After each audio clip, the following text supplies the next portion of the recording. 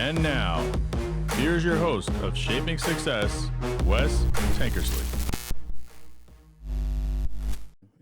What's up, everyone? This is Wes Tankersley, Shaping Success, Treasure Valley. I got my headphones on because I got to hear Hayden talk. So go ahead and talk to the mic here, Hayden, real quick. What's up, guys? All right, we're good to go. You almost got to swallow it when you look into it, but this is Shaping Success, Treasure Valley, another episode with one of my former. You were never my student. This is the thing. Like we never had. I coached you. Yeah. And I was a teacher in Middleton for a long time. PE teacher, not a long time, 2 years. But I coached baseball both those years, and you were a freshman when I was the head freshman coach. Yep. And it was really cool having you on my team because there's just something about you. We had your dad, Chade, on here. I don't know. It's been almost a year now. And yeah, it was a little bit ago. Yeah. And so we talk. It's funny. Like one thing that I always noticed about you was that your willingness to bust your butt. And I don't know that I've never not seen you smile. And it's kind of like a family thing because I feel like your dad's smiling all the time every time I talk to him. Right. Your sister, your mom, like it's just like, is that like something that you guys just, hey, we need to smile all the time or what? How's that? What is that all about? I don't know. I just think like my parents have done such a good job. Like it's always been positive at our house. Like, they've had like a lot of ups and downs in their careers and like, dude, like they just never let a moment be down in the house. Like in '08, like when the market crashed, like I remember like our parents like having conversations with us being like, hey, like Christmas might look a little different this year. Birthdays might look a little different, but it never felt different. It was kind of scary to hear that. And like when my dad transitioned to real estate, they were like, we don't know how this is going to look. Like dad's going to quit his job. He's going to start this. Things might get a little tight. And I'm going to get this just a little closer. Nope, you're good. Sorry. It's okay. Perfect. It's all good. Yeah. You don't know what you're doing, so I should have coached you a little better, but it's all good. No, it's all good. Yeah, so go ahead. And, they were always like preparing us for like what seemed like the worst, but no, they just looking back, like I kind of saw like the small changes being like, oh, wow, like I can't believe they went through that. And like, but through like a kid's eyes, like we never saw it. Just so, no, I wouldn't say it's something we necessarily talk about. It's just kind of how we were raised. Like I'm just grateful if I'm being honest. Yeah. It helps to like knowing like where my parents come from, like their backgrounds and what they went through in their childhood, like where they are now. Like I have zero reason to like not be grateful. It's crazy. I don't know much about your mom's background, but your dad and I talked quite a bit about, kind of like him kind of raising himself. Yeah. A little bit. No, that's a crazy story. There was a part of it, I need to go back and listen to it, but there was a part where I listened to the podcast and I even called my dad and I was like, dude, you never told me that. Right. And he was like, crazy, right? Yeah. But yeah, no, he lived on his own basically from 14 or 15 all the way until like he was 18, 19 and moved out and started working. So yeah, he pretty much raised himself. It's crazy to think that like that's the way that went. And I think he's about the same age as me, but I had my parents, right? Like you have Gen X was kind of a weird generation. And it's funny because I was listening to my 12-year-old the other day said I lived in the best generation because I'm Gen X, I'm like the very last year or whatever. And I'm like, are you serious? You do all this weird stuff and you think that my generation was the best one? But like we didn't. It was kind of that way. My parents were at home, but it was like my mom and dad were both working. And when they were at work, we're at home all summer long. Like right now, we'd lived out on 6 acres out in Ontario, Oregon, and we were just like rolling around. Yeah. I got on my bike and I rode places that you would never think of. Yeah. We'd go down to the river to chuck rocks in the river. I mean, like there was all these things that you would do that would be considered unsafe. Yeah. Right. Well, especially now. Yeah. It's a little crazy up there now. Yeah. Like it went way, hey, don't do this. You can't even go outside the front door without, whatever. Yeah. Dude, flying up I flew out of that airport for a little bit, like building my hours and stuff. And like we'd have like homeless like run across the runway. In Ontario? Yeah. Wow. Yeah, like it's not just across the freeway. Like, and we'd have to like make a radio call. We're like, hey, someone's on the runway. Like, everybody circle. Like, management would have to go out and like get them out of there. Yeah, it only happened a couple of times, but yeah, we'd straight up have dudes like running across the runway. That's nuts. So it's probably way different up there from then. Yeah. Well, you just brought up the flight thing, which this was another thing, and I think we kind of talked about it. I remember coaching you, and we were playing an Eagle, and your dad walked up and said, hey, Hayden's going to be not at practice tomorrow, if that's okay with you. Right. he's going flying. Yeah. I'm like, what? Yeah. Not that I was like, hey, dude, that is really cool that he's doing that. But I'm like, what? Yeah. Because you're 15, I think. Maybe you had your driver's license. Yeah. Or you had just gotten it. So like when I was introduced to flying, like my first time ever going up there and like checking it out, I was 15. And then like it took about a year to like get in school, and like it was long conversations with my parents too, because like I couldn't afford flight school at 15, right? Just being real, right? I couldn't. So my parents were like, all right, if you really want to do this, like we're gonna help you, but like you're gonna do it. Like this isn't something we're just gonna try and it's gonna whittle away. Like you're gonna be all in. So yeah, I was freshman year.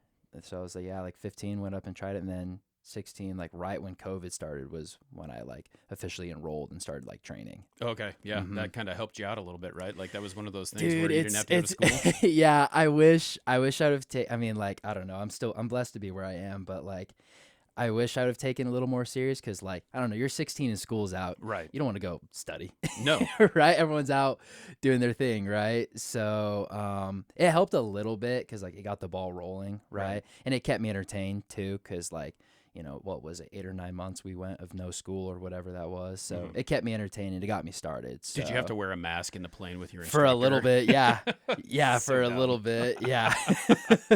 Yeah, it wasn't comfortable, man. Yeah. Yeah, you'd be like, whoa, what'd you say? Yeah, like. On top security of over the having to back. say it in the headset or whatever as the propellers are loud. Yeah, it just, so that only lasted for a little bit. But yeah, no, it was funny. Well, how old are you now? Are you 20? 22. 22. Okay. I was talking to my friend Jay about this. I was like, I can't remember how old he is, but he flies. And then I was talking to Robert, who I do the other podcast with, and he's like, I don't know how old you have to be able to fly like solo. Solo, it's been a minute. So you can get your like private license at 16, like your recreational license. They might have pushed it to 17. It's been a minute since I've been out of like those regs, but then you can be like commercially certified at 18. So that's when you can start like making money, but you can't fly for the airlines until you're 21. So you just recently, so like the plane that you're flying, is there there's two pilots, right? Yeah. There's pilot, co-pilot. Are you both? Or do No, so I'm what they call a first officer right now. And then once I hit 1,000 hours in the jet, that's when I can upgrade to captain. Okay. Yeah. So there has to kind of be like a captain. There has to do that has like final say, because like you can't have like two contradicting viewpoints, right? Because if I want to do one thing and the other guy wants to do another, and no one really has the upper say, then how do you decide what to do? It's like, nah, captain has final say, which usually we agree. Like 99.9% of the time, we're like, yeah, this is what we're going to do. This is what's safe, right? Just because we've been through the same training. We have the same experience, right? We're flying the same jet. Like we understand the systems, right? So it's usually not that big of a deal, but there kind of has to be like a guy who has a final say. Yeah, of course. Right. So talk about like the process of getting those hours. So like how long, so we kind of jumped around here because you started out, 15, 16, taking lessons, and now, 7, 8 years later, now you're a commercial pilot. Yeah. So I think flying, like starting from training to getting to the airlines took me about like 6 years, which is probably a little bit longer than normal. Right now it's kind of blowing up. It's crazy. Aviation's kind of like, it used to be a secret. Like in 2021, around that time is when like pay started to go up for airline pilots, like significantly, like 200%, like pay boosts is what the regionals started doing. So then the secret kind of got out about how much you make as an airline pilot, and the lifestyle is cool. Like being gone isn't fun. Like I've had some hard nights, don't get me wrong, but the secret got out. But anyways, I started flying when I was like 16, and I was in sports, football, baseball, and doing all this stuff on top of like living on a mini farm, right? Yeah, pretty much. Yeah, we were on like 8 acres, so always doing work on the property out there. And then I was still a kid. I wanted to have fun, right? Like I was out messing around with my friends, just doing our thing. So it was hard to like realize what I was like working on, right? I was like, oh, this is like my future, right? But then like once senior year came around, it was getting time to like graduate and talking about college and jobs. I was like, oh shoot, like I've kind of already started. Like I have an opportunity to like go fly jets like soon. Like I want to get after this. So once I graduated, I was like, all right, like I'm jumping all in. I want to take this seriously, because I did in high school. Like it was kind of crazy. I was waking up at 5:30 in the mornings at 16 years old to go fly before school. Oh. So I'd rip there from like 6 to 8 a.m. I'd be flying around, and then I'd go straight to the high school, and I'd go to school all day, and then sports and homework. And then I wouldn't study for flying because that was the last thing I wanted to do, right? After everything else I had done. So yeah, I flew well. Like I got solid in the airplane. Just the books are super important though, and I didn't take the book serious enough. So once I graduated, I got my private rating just a couple months after I graduated, and that's when I was like, yeah, I want to do this. Like this is cool. So then it just took me a year of training after that to get the rest of my ratings to like qualify me to go and like teach people to fly.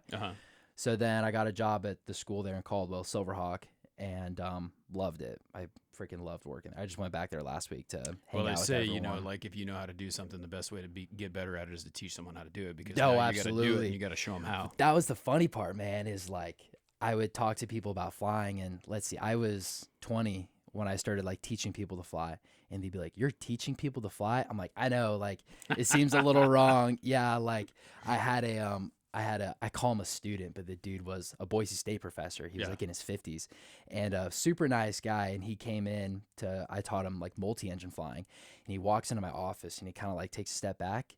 I'm like, "What's up, man? Like, I'm Hayden. Like, I'm going to be teaching you to fly." And he was like, he was like, "Dude, no disrespect," but he was like, "How old are you?" And I kind of laughed. I was like, "I'm 20." And he's like, "I have students at Boise State that are older than you, man." I was like, "I know." I was like, they just don't know Hayden Levitt. I don't know about that, but I was like, "I promise I know what I'm doing." He's like, no, I trust you. But yeah, the dynamic was super interesting, you know, and he had his license before I was born, like his private license. He was just learning to fly multi-engine. So yeah, it was a really cool, dynamic because he had experience that I didn't have, but I had experience that he didn't have. So I was learning stuff for him as I was teaching him, you know? So it was cool. I don't think once ever did someone like not trust me or like disrespect me because of my age or anything like that, which was cool because I was worried about that. Yeah. You know, I didn't want some like 40-year-old to walk in and be like, "Oh, this kid doesn't know what he's doing in the plane." Right.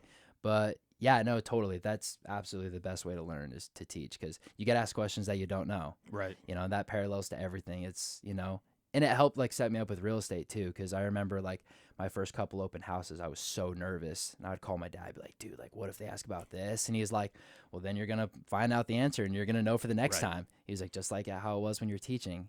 Yeah, that's the thing. It's like, it's true. With anything that you do, if you're willing to do it, you're going to be able to figure it out. Like, I mean, I know that this is basic, like selling window coverings or whatever, but when someone asks me a question that I don't know, it's like, I'll tell them. I'll straight up say, "Well, I'm not sure about that, but I'll find out for you." Oh, absolutely. And you can go figure it out, and then you respond to it. Call you back in an hour, you know, or like, "We'll talk tomorrow," or whatever. Yeah, no, absolutely. And that's, it's kind of funny how like I've transitioned, like sidestepped to like real estate, but like, you know, I kind of like it whenever I get asked something that I don't know, because then it kind of just like adds to the list of things to study or review or look up or research, because then it's like, all right, cool, like just expanding my knowledge, right? Because I know very little compared to what I want to know about real estate. It's crazy, because I think that there's two sets of people in our lives. Like, I never really wanted it to be this way. Like, I'm always searching for more knowledge, right? Totally. And then there's nothing wrong with it, but there are some people who are like happy and satisfied with what they're doing, whatever that is, you know, like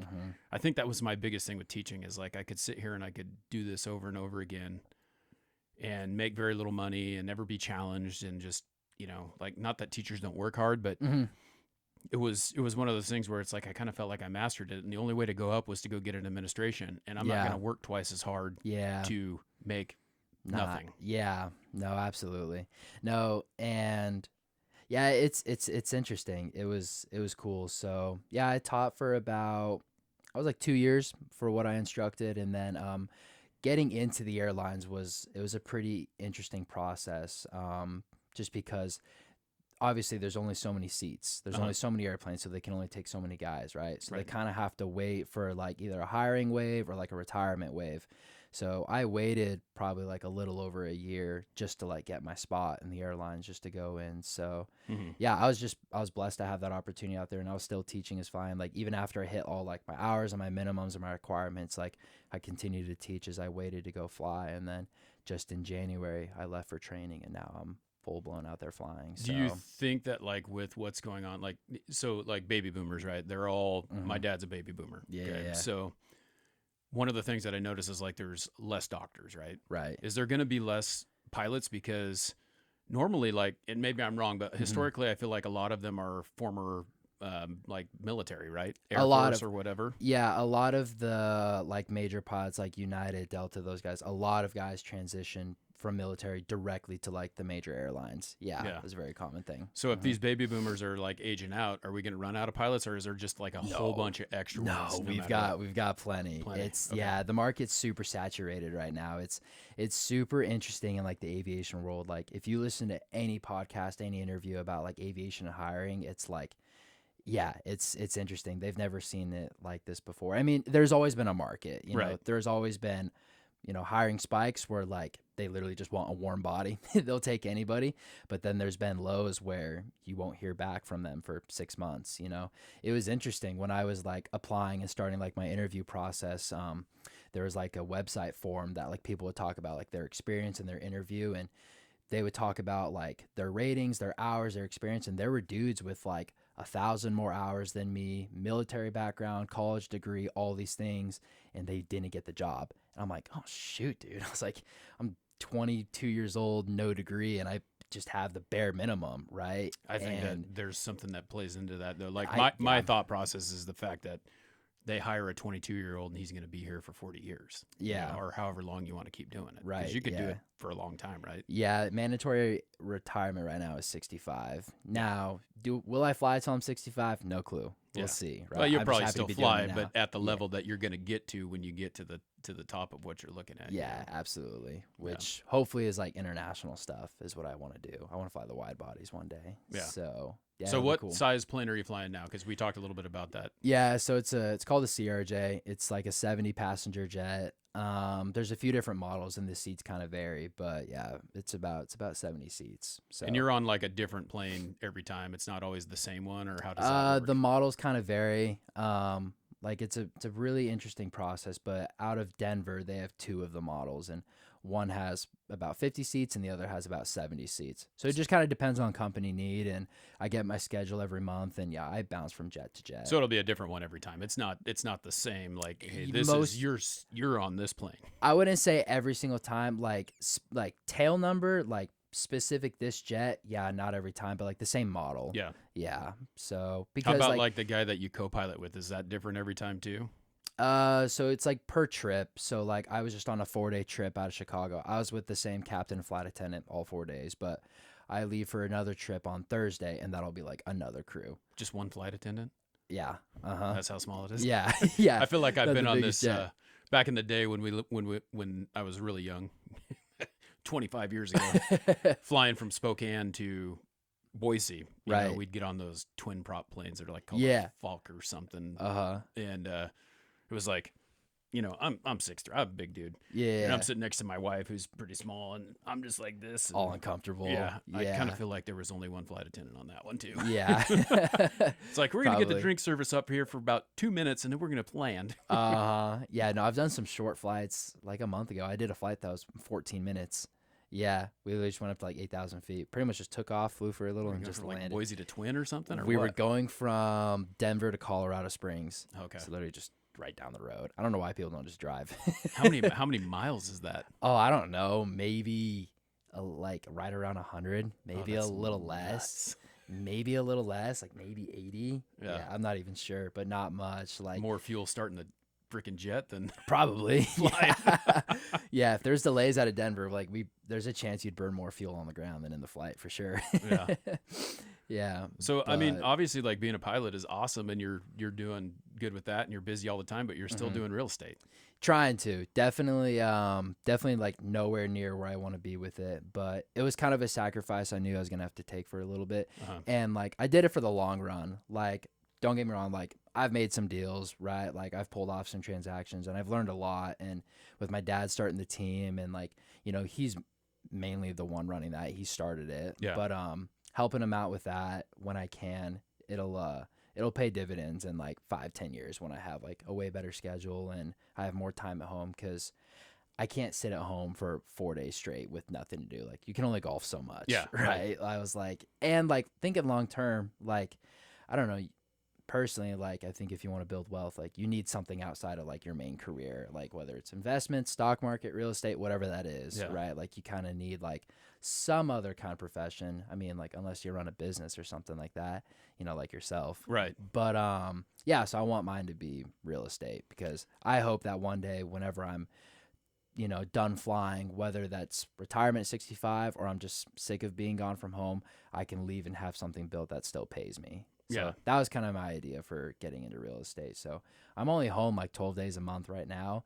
And it's tough to do like open houses on weekdays, right? Because everyone's working. Like, no one goes to an open house on a Wednesday evening, right? So when I'm home on the weekends, that's when I try and like really maximize it. But yeah, social media and like networking and talking to people is really the only way I can do it right now. So it's going to take some time to build it to what I really want to do, but well, you got a team, so I think that that's good, because, you know, if you're out of the area and you got a listing, your dad can help you with it. Or he already has. Yeah, it's been pretty awesome. And we do that for each other. You know, my dad's like, dude, like, go take care of the sign, or like, go take care of this paperwork. You know, I'm kind of vice versa. I'm like, dude, these people want to sell with us. Like, I'm in Chicago. Can you please go talk to these guys and lock this down for us? Which, yeah, he just did that for me like a month ago. So yeah, it's really nice. It's a fun duo. Me and my dad love talking about it. Well, it's kind of a nice thing too, because your mom does mortgages, right? Oh yeah.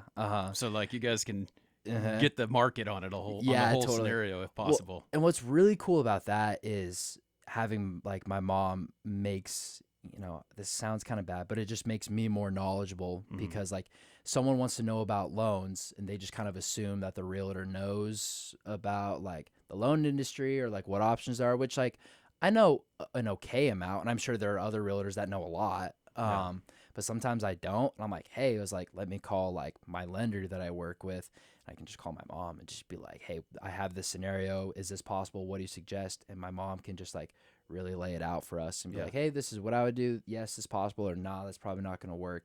And then that saves like my client a ton of time, because I'm not like BSing them, just trying to get them to apply, like, because I don't want to waste their time. Yeah. You know, like if they're not going to be able to apply or it's not going to work, like I'm not going to sit here and try and drag them through the reads, you know, just to pull off a deal, right? Like that's not my goal. My goal is to help them out. So well, and you're lucky that it's your mom too, because like no matter what, you're going to have that connection with someone, right? Like a lot of realtors that I work with, they're like, well, I have this lender, I have this window covering guy, I have this yard guy, I have like all those, that you have all these connections that you have, but you can literally just like call mom. Oh, it'll be 10 o'clock at night. I'm like, Mom, I got a loan question. Yeah. You know? Right. It's perfect. Yeah, no, it's perfect. Yeah. Cause I can get the answers that I need pretty fairly quickly. Same with like my dad and our team in real estate too. Like we have so many people that work together. Right. It's still, you know, we're on the smaller side. Like we're still building, of course, or my dad is still building, I should say. But no, it's awesome. It's funny that your dad is still building, because he's been around for a long time. Like I remember when we bought the house, so we live in this house, right? But I lived in a house I could probably walk to in about 5 minutes over there before. Yeah. And when we were looking for our house in between this one and that one or whatever, your dad's signs were everywhere. Like it was just one of those deals. And you know, I think at that point it was Purple Sage Estates. Like they were just getting started, and his signs were all over that place. I remember seeing him, and I didn't know who he was, but you don't forget a name like your dad's. Like, because Chade's kind of one of those things. Like I always thought it was Chad, and it was just like an extra E on there. Oh, you're gonna make him mad. Yeah, no, I'm sorry. I didn't know, but you know, your sister's softball coach, Dave Dwyer. Yeah, he straightened me out one day when I was coaching you. He's like, it's Chade, and I'm like, okay. Oh, really? Did he? He's like, go Dave. Like, yeah, he got That's it handled. Funny. But like that's not a very common name anyway. No, it's not. I don't think because he gets called Chad a lot, but at the same time, it's a little bit of a benefit to him, because it's like, oh crap, that's Chade, not Chad. Like it's a way to remember him, right? As long as you're memorable, right? Yeah, exactly. Yeah. So I never called him that. His Mr. Levitt, you know. Right. Yeah. Of course. Yeah. But no, it's been super cool to see like what he's built. You know, going from like zero business background, zero real estate background, zero investment background. Like he came from a family that they didn't talk about money. They didn't talk about any of that, right? And then, well, I mean, he was having conversations when he was self-ed. He was like 15, you know. Yeah. His brothers and sisters or whoever was around. Yeah, and you know, my mom, she was crushing it from 18. She just wanted a better life for herself. So yeah, she moved out at 18. She bought a house. She was either 18 or 19 when she bought her first house. And she just started in the banking world and worked her way up and worked in every position she could until she got into doing mortgages and just crushed it with mortgages. So my mom was the one who was like, you need to start selling real estate. Like, you would do really good. And then his first year, he crushed his first year. And then, you know, he's had ups and downs, as everyone does in that career. That's kind of the hard part about it is, you know, when the market's bad, there's still opportunity. You know, you can still go out and sell. There's still people. Yeah, just got to work harder and, you know, push for those leads a little bit more. But yeah, he's had great years and he's had tougher years. You know, I'm saying with my mom, but yeah, it's been really cool to see what they've both built. I got to give my mom a lot of credit too. It's crazy. awesome. I think it's kind of one of those things that you see two different ways of this thing going, right? Mm-hmm. Like if your parents are successful and they're doing a good job and they're doing whatever, like your parents could say, all right, here's everything you want. Or they could say, hey, you're going to be part of this and you're going to work for it. Well, it's funny they say that. So like when we first talked about this podcast and, you know, I kind of was like picking your brain. I was like, well, what do you want to chat about? And you're like, oh, like, we'll just chat, man. Like, I want to talk about your drive, you know? And it's funny. I had, who was it? I had someone ask me because, you know, to get to the airlines and do all that, like, I wouldn't say like, I don't want to like boast or like brag, but like, you know, I'm young, right? Mm-hmm. Like there's a lot of young guys in the game. Like there are, like when I went to training, there were a lot of us that were under 25. Like it's very impressive, you know, right. For what guys have pushed, but to do that, it took a lot. Like at Silverhawk, like I was working 14-hour days pretty consistently for like well over a year to like, cause I wanted the hours, I wanted to get in, you know, it's not the easiest waking up at 6 and not getting home till 10 and doing that a good majority of the week, right? And you gotta, you know, there were sacrifices, you know, and it wasn't easy, but I look at it as like I don't have an excuse, right? Like I was blessed as a kid, you know, I was given a lot of resources, right? I have zero excuses to do what my parents did times 10. You know, that's just how I look at it. Like I'm pretty hard on myself about it. Like if I don't multiply what my parents have done by times 10 by the time I'm their age, you know, then I'm going to look at it as like a failure. Because from what my parents came from to what they've built now, it's, they had excuses. You know, they came from difficult family scenarios. You know, my mom was surrounded by drug addicts growing up. She lived in trailer parks. You know, my dad lived alone. You know, he has a great mom, you know, and, you know, sadly his dad passed when he was like 15. So it's not that my dad didn't have like, you know, a good family. He's great brothers. Like his dynamic with his brothers are awesome, you know? But yeah, you grow up with no parents in the household, you're bound to go down a bad track, you know, and all throughout high school, you know, my dad never drank in high school.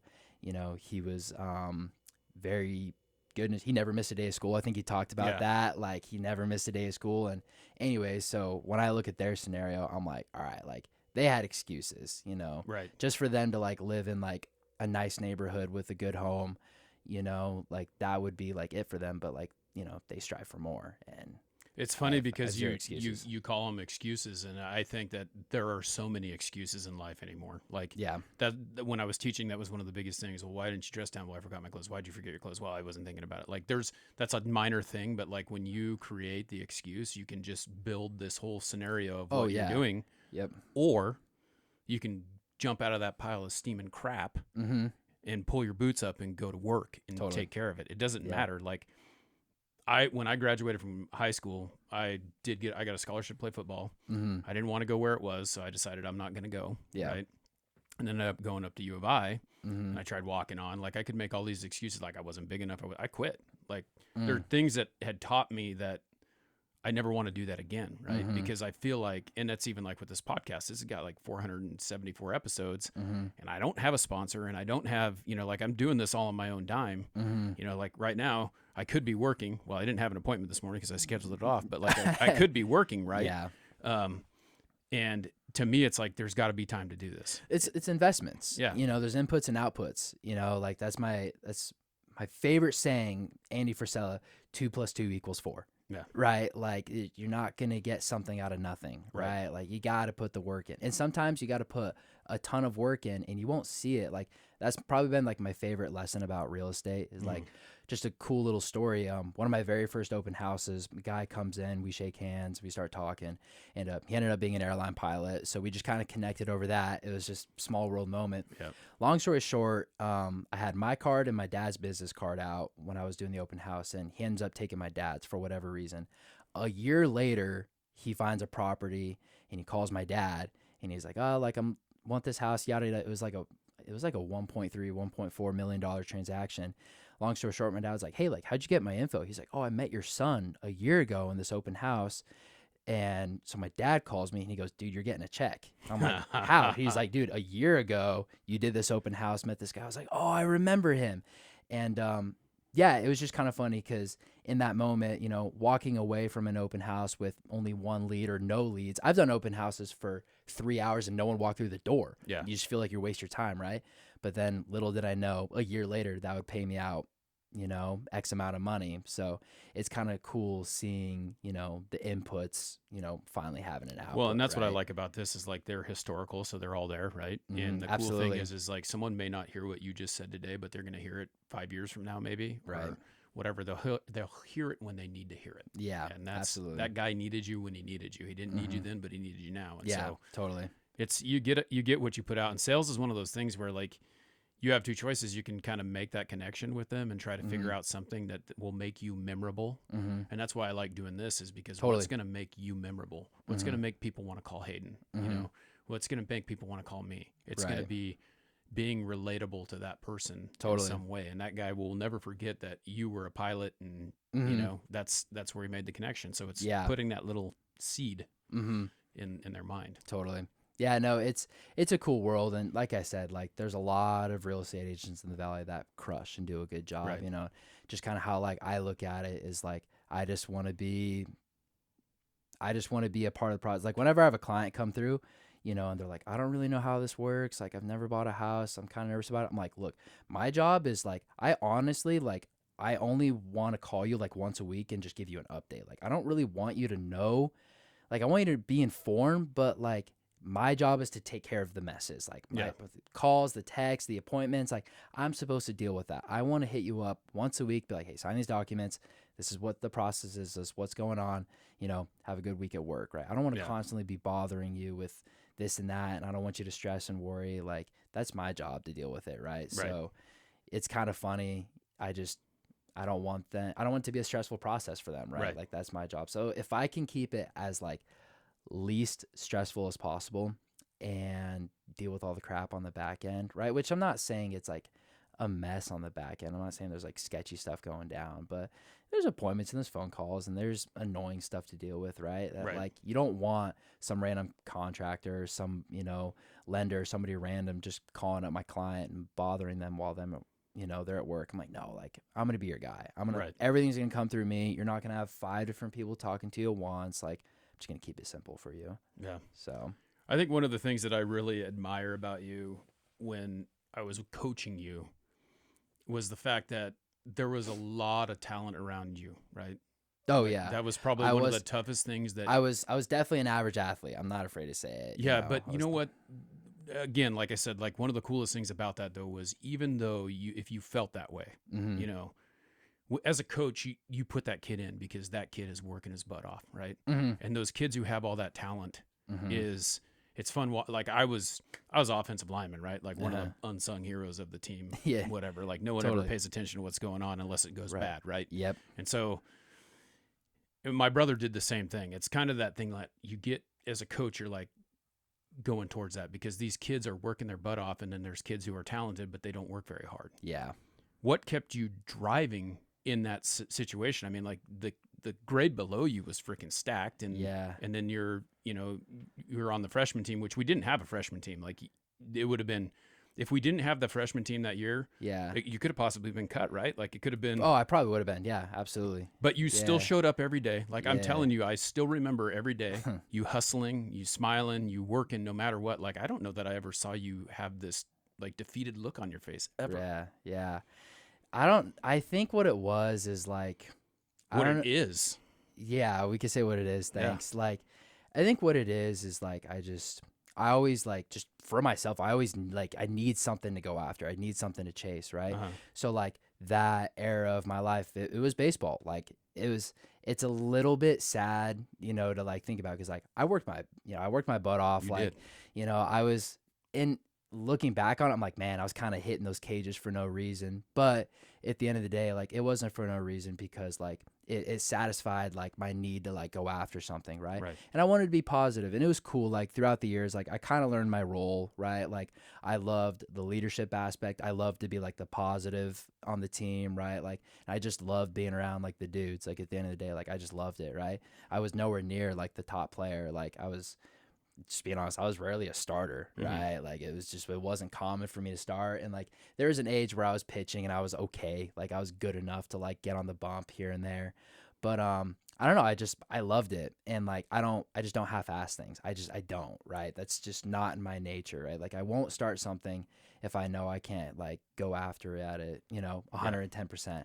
And that was something like my parents kind of instilled in me too, right? Like trust me, there were plenty of times I was considering quitting baseball. Trust me. But my parents were like, nope, like you're doing it, like you said you would. And I think they also knew I'd regret it if I did, which I totally would have. But yeah, I just think it's a little bit of grit that I was just born with and that like my parents instilled me. And like I just didn't half-ass things, like. And I also knew I wasn't good enough to half-ass it and still get on the field, right? Like I knew if I wanted to play, I had to bust my butt. Like I knew it. And, just being honest, like I busted my butt for very little playing time, but I think that transition to later in the world, just being like, all right, like hard work pays off. Like it does, right? Like it might not have paid off like I wanted it to. Like I wanted to go play college baseball so bad. But then, senior year came around, I finally was like, okay, like probably not going to happen, right? But here's this aviation world like that. I can go crush it in that. Like I know I'm good enough for that. And then sure enough, I think that's kind of what transitioned. And looking back, I think that's why I had the path I did in baseball, was because like it kind of taught me how to go after something and put the work in. And I just transitioned that work and that effort to something else. It's funny because your scenario was my scenario. Oh, really? It's the same exact thing. So that's why I think it's just awesome to hear you talk about it, because you have two choices, right? You show up. Yeah. I was a first baseman. I had pigeonholed myself there. I could hit pretty decent. I was all right. But like my senior year, they basically just put me on the team because I had played the other 3 years, right? Yeah. And I was splitting time with someone on JV all the way. My junior year, I played on the JV team. I was splitting time with someone. They brought me up my senior year because I played the other 3 years. And I got lucky because I got to hit. Like I got to be a DH every once in a while because cool. The one guy, or well, not the one guy, there was like 3 guys on our team that would decide that they'd go drinking, and then they ended up suspended for like 4 or 5 games. And luckily I got to be the guy who got to play their position. Yeah, so, totally. But that was the thing. It was like you had two choices, right? You could go and sulk in the corner, and that's the guy that they're not going to bring up, or you could go work your butt off. Yeah. But the thing is you said it, is the lessons that you learned in that scenario transfer over to other things. And so when you sit there and you look back on it, and I'll tell you this, if you've never coached before, if you've never coached a baseball team and you have time, I don't think you're going to have much time to do it, but like if you could go do it, you'll have a different understanding of that whole situation as well. Because when you're the coach, the decisions that you have to make are completely different than when you're a player. Totally. And I could totally see it. Yeah, it's crazy. Yeah, I could totally see it. And that was something, it was hard. Like I didn't want like, I had a couple falling outs with like a couple, I didn't say a couple, like one team and one coach I had a falling out with. And it was like, in the moment I felt a touch entitled to at least get a little bit of playing time just because like I worked my butt off. Right. And I remember like I would look him dead face and be like, bro, I work harder than anyone on this team. Like I know I'm not great, but like give me something, right? Looking back, like, yeah, if I'm not good and I don't deserve the playing time, then I don't deserve the playing time. Right. But in the moment, it was just really hard to accept that at 17 years old. Cause I was like, dude, I'm here before everyone else, like I'm in the cages more than anyone else. I might not be as good as them, but I was like, I'm working harder, but that's not how life works, And what I think was like my turning point was like, I remember I finally got old enough to start thinking about life and jobs and careers or whatever. And it was kind of funny. Like whenever I got upset about like, cause like I loved pitching, I thought it was so much fun. And, I was in the bullpen all the time, at like Swaggert's shop, working out over there. And there were dudes who I knew I was hitting the bullpen more than them, and I knew I was hitting the gym more than them, but they were just naturally better than me. It was just kind of like a gift, right? And they obviously worked for it, but there were specific players and friends even that like internally I'd be frustrated because it's like, dude, I know I'm putting in more work than them. How are they still better than me? And that was frustrating. But it was cool because then it finally transitioned to, it's like, all right, you might be better than me at baseball, but I was like, bro, I'm going to crush you in life though. Exactly. And that was kind of like, I hope that's not too cocky to say, but like, I think that's kind of what like kind of motivated me as like 17, 18 years old came around. I was like, all right, like baseball might not be my thing, but I was like, I know for a fact, like I'm going to dominate you in life. Right. Because like, I know what needs to be put in. I'm still learning. Like I'm still very young. I've got a long ways to go to get to where I want to be. The thing is, though, is like the foundation that you have, like it's something that will take you far. I hope just so. hang on to it, keep working it, keep going. Like I wish I knew some of the things that you know now when I was your age, because like I didn't really think of it that way. Like it's been like since I've been doing this podcast, like 5 or 6 years, I really just thought that all I was going to do was work for someone my whole life, and I was never going to be anything more than that. And I got this opening up in my where like you find your value, right? Yeah. Like whether they value you or not, you have value. Yeah. And if you can't find who has that value for you, you can go find someone else. But if you're pissed off all the time because of your situation, because you think, I'm not talented enough, like I can't beat this guy, then now I can just quit and I can go, I almost walked away my senior year, but my football coach was one of my football coaches was my baseball coach. He was the defensive line coach. And then my head football coach, who was trying to get me a scholarship to go play football somewhere, he's like, you're not quitting. Yeah. I'm like, and my dad would have never let it happen. I mean, I tried in the 5th grade. I signed up for Optimist football and I tried to quit the first day. Really? Yeah. I had moments with sports that I tried to quit right away. Yeah. I wrestled for a little bit and I hated it. Yeah, I hated it. And my mom was like, nope, you're doing it. Yeah. But you learn something from it. Right. But yeah, no, I got mounds of respect for my friends and my family and everyone around me. But like at the end of the day, like life's a competition, whether you want to look at it that way. There's only so much money. There's only so many investment opportunities. There's only so many business opportunities. And like, I will always support and like love the dudes I'm around. But like in the very back of my mind, like deep down in my heart, like that's kind of what pushes me. It's like, I'm going to crush all y'all. Beat you. Yeah. Like no one is going as far as I'm going. Right. Cause you need something to push you. Right. And it doesn't come from a place of like, I want to be better than people. It's just like, I want as much as I can get out of this life. Jesse Itzler, he's an entrepreneur and an investor. And that's just what he talks about. He's like, you get one life. Right. Yeah. And then, there's another guy, Ed Milet, he talks about how his like biggest fear is that he's going to die and he's going to go into heaven and, whatever your religious belief is, but he's afraid that he's going to sit down and with God and God's going to be like, hey, like you did a good job. I'm proud of you, A, B, and C. But this is what you could have done. This is what you could have been. Right. And then you look back and you're like, David Goggins the same way. He said the same exact thing. He's like, I want to get up there and I want him to say that I did everything I could possibly do. Totally. Yeah. And I kind of look at it the same way. Like I'm terrified of like being in my deathbed and looking back and being like, I could have done this. I could have done this, could have done this. Right. Yeah. That's like my biggest fear. So I'm not saying everything is about purely like money and success and all that. Like it's not, it's a big part of it, but it's not everything.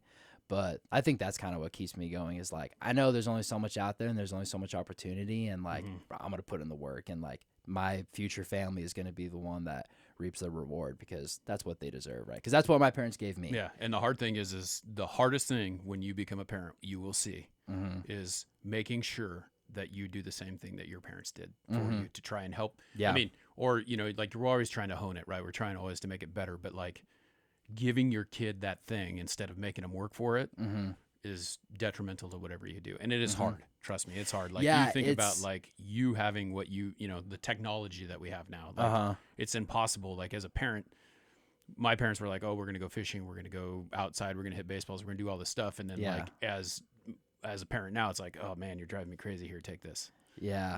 Like you gotta find that way to keep it going. Totally. It's sad to see. It's kind of funny. It's interesting, like in my generation, because like I have friends who are parents now. I have friends who are having kids and stuff. We're just at that age. But it's interesting how many people my age are being like, I'm not giving my kid a phone. My kid's not going to have social media till this age or ever or whatever, just because we've kind of seen like what it does to like the youth, right? Like, it's so sad. That's all you see in grocery stores now. You just see kids like in their faces in their iPads, right? And you see kids scrolling social media. It's like, bro, the kid's like 9 years old. He does not need to be seeing the stuff that's on there. Like, that's legit going to ruin his brain, right? Because everything's about instant gratification or instant satisfaction. Now that's all everyone wants. They want it now, right? And if you instill that to a 9-year-old, that's scary. Oh man, the worst thing is it's like, terrifying because like, people can't even sit down and watch a movie now. Like they like they can't stay focused long enough to watch a movie. And like, I don't know, some people just don't enjoy movies. I'm not hating on you if you can't watch a movie, but I'm just saying like, I don't think enough people could even like go to a park and sit on a bench for 20 minutes. Taking the moment. I don't think people do that, right? There always needs to be a distraction. And like, I was listening to, it was an athlete or a coach or somebody, and he challenged you to like go work out like without music. Yeah. That'd be hard. Exactly, right? But it shouldn't be. Yeah. Of course, I listen to music when I work out because like it's hard not to, but it shouldn't be at the end of the day, right? Because you're there to work on, you're trying to build muscle, right? Well, you don't need something to distract you. Because it used to be like when I would go to the gym when I was a kid, it was like they're playing the radio. Totally. Right. Yeah, you're like, oh, there's something. I don't have my headphones because I didn't want to carry around a Discman while I'm doing squats, Yeah, and it's just funny. Like, I would probably do it too, just being honest, but think about how many people, if you left the house to go to the gym, you get to the gym, realize you don't have your headphones, would probably drive back home to get their headphones. Right, because I need that motivation. Yeah, exactly, right? And I would probably do the same, There's some days where I'd probably look at it as like a test. It's like, all right, I'm going to go work out while I listen to the stupid radio in the background, right? It's a little more of a mental test. You would probably be more focused too. You know, you'd probably get the workout done faster because you're like, this sucks. I want this to be over with, right? Let's get this done. Yeah.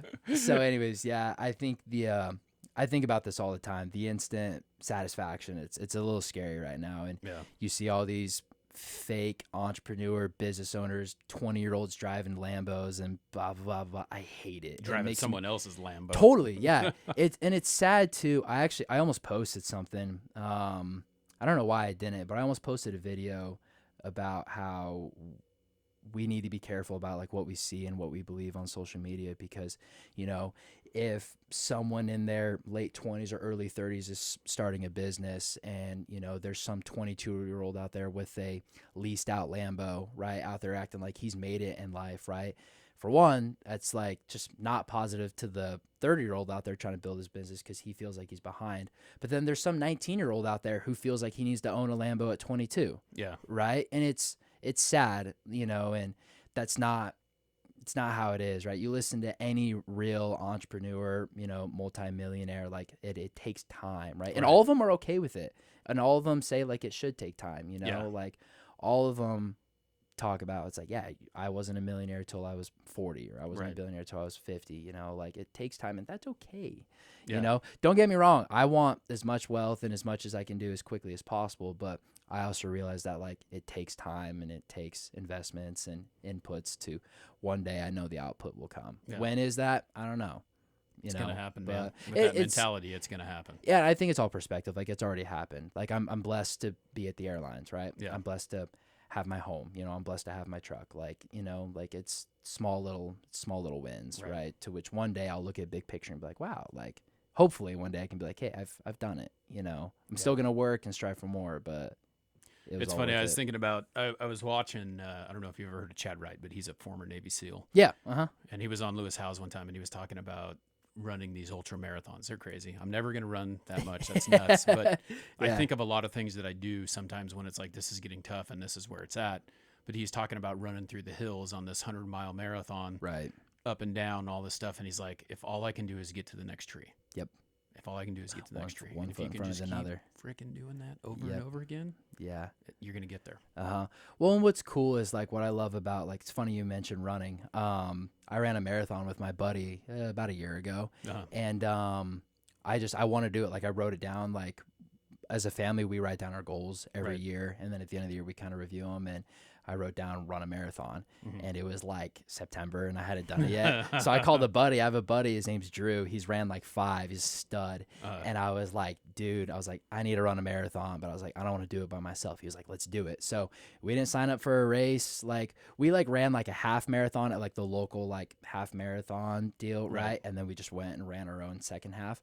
But what's funny is like what I took from like that marathon was like, I don't remember, like the finish was great. Don't get me wrong. Like hitting, the 26 miles, you're like, holy crap, I did. But what I remember is I was at like mile 19. I was broken, dude. Like I did not prepare for this like I should have. Right. Like there was preparation in my eyes. I thought I prepared, but I didn't as nearly as seriously as I should have. But I called my dad at like mile 19 and I was like, dude, like, I know I'm going to finish, but I don't know how I'm going to finish this thing. And he was like, bro, do another mile. He's like, you've done 19 of them, like just one more. You're going to hit 20 and then you're going to do another. Now you're at 21. Yeah. And that was like legit, like, yeah, it's just true for every walk of life. Right. But like when I look back at like that race or that run or whatever you want to call it, I remember that moment of being at like mile 19, mile 20 when it hurt and it sucked. Like, I teared up, like, bro, your lower back, your shoulders, your hips. It's a Saturday morning. I'm like, why am I doing this? Yeah, I'm like, dude, all my buddies are out tomorrow recovering. Yeah, totally, dude. It was like my buddies are all out eating right now or doing whatever. I was like, why am I doing this to myself? But it's just about those moments of like adversity and like pushing yourself through, because when you do something really, really tough like that, then you're faced with another form of adversity. You're like, oh, I can get through this. Yeah. Like I did that. I can get through this, right? Like that was physical pain. Like that sucked. Like I had to push my body to go through this. I can push through this financial situation. I can push through this deal. Right. I can push through this training, So I think it's super important to like force yourself to go and do tough things, you know, every great once in a while, or even just once a year, to kind of prove to yourself, you're like, yeah, I've got some grit. I can go do something, you know. And that's how you build grit. That's how you keep it. You got to go do hard things. So building a business, starting a podcast, staying consistent in the podcast, is probably not super easy, being 400 episodes in. Like that's a lot of time. It is. Dude. It is. It's but super respectable and admirable. It's really cool. But I'm sure you've learned a lot of lessons along the way. Oh yeah. That's it. I think that the biggest thing is, and that's what I love to see it, because you're so young and you've already figured that out.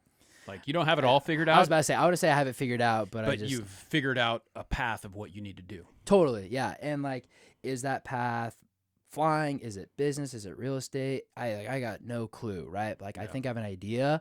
Like I have a perfect image of what I want, like me at 45 to look like, or me at 55 to look like. But being honest, it's probably going to be, it might be a little bit like it, but probably not. Yeah. Exactly. Like everything changes over time, dude. Totally. Yeah. And I just hope at the end of the day, like I can look back and be like, dude, whatever my path was, like I busted my butt at it. Right. And like I went after it. And McConaughey has a pretty cool little quote where like, he was doing an interview and he was like, if you want to do something, go do it. Yeah. He was like, because at the end of the day, if it worked out or didn't, you can look back and be like, hey, I went all in and it paid out and it worked, or I went all in and that wasn't it. So I'm going to go on to the next thing, right? Because if you just kind of like dip your toe in, right? You're like, it kind of works, kind of not really, You're never going to find out that way, right? So, yeah. And no one, I'm not trying to be mean, but like no one respects somebody who half-asses something. Yeah, I think that's what that quote said, right? He's like, don't do it half-ass or something like that. It was kind of... Oh, it was his dad. Yeah. Yeah, because when he called his dad that he didn't want to be a lawyer and he wanted to go act, he was like, all right, don't half-ass it, right? And, yeah, that was kind of like his tale that his dad was like accepting of it. So, but yeah, that's where that comes from. Yeah. So yeah, it's pretty cool. Mm-hmm. Well, flying is not really anywhere where anyone can find you, but the real estate, if someone wants to use you as a realtor, where can they find you? Yeah. What can they do? Just Instagram, Hayden Levitt. It's probably the best way to reach out. Yeah, it's kind of funny. I have a decent amount of leads come out of social media. Mm-hmm. It's pretty cool. I've had quite a few people reach out, quite a young people too. Yeah. And like, like I said, I'm not spending as much time in the real estate world as I would like to, just because, I'm working on the career and I'm, I got to pay my dues to get to where I want to be. But if I could like look back, like my impact is like, I want like the younger generation to start buying homes. Yeah. I want it because like I hate the trap that we're going into of like renting till you're 35 and 40, right? Well, it's tough here in Idaho too, because there's so many, like affording a house, like literally. a mile over there, 12 years ago, Mm-hmm. 117,000. Yep. Same exact size house or pretty close to the same size house, 440. Totally. That's insane. It is. Yeah, it is insane. And it's scary, you know, kind of a funny little moment. My mom, she teaches out at the real estate school once a month. She goes out and talks about mortgages. And I went in and I watched her one day, and she kind of gets to the end of her spiel, and this like lady raises her hand, and she was kind of younger, and she was like, how do we afford to buy homes these days? And my mom was like, you go to Starbucks? She was like, yeah.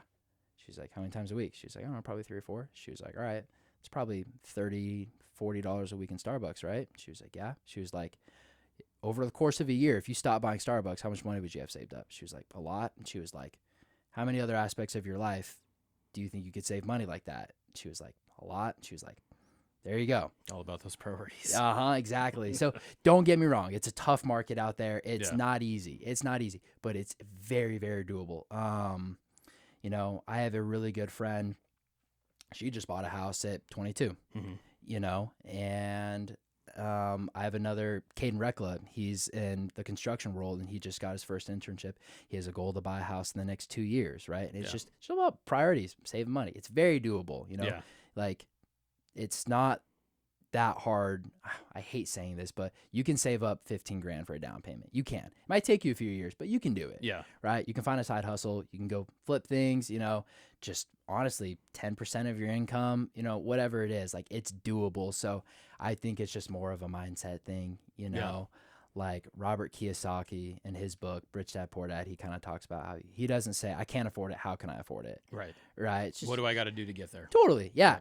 You might have to give up coffee for a year. You know? Make your own damn coffee. Yeah, make it at home. You know, it's not that hard. You know, Keurig's, you know, $80 for a Keurig. You know, you're going to spend $80 in Starbucks in 2 weeks. Right. So, I think that's my perspective on it. You know, it's a very hard-headed kind of rude perspective. You know, it's like, oh, stop going out because I buy food. I buy Starbucks. Right. I do. Right.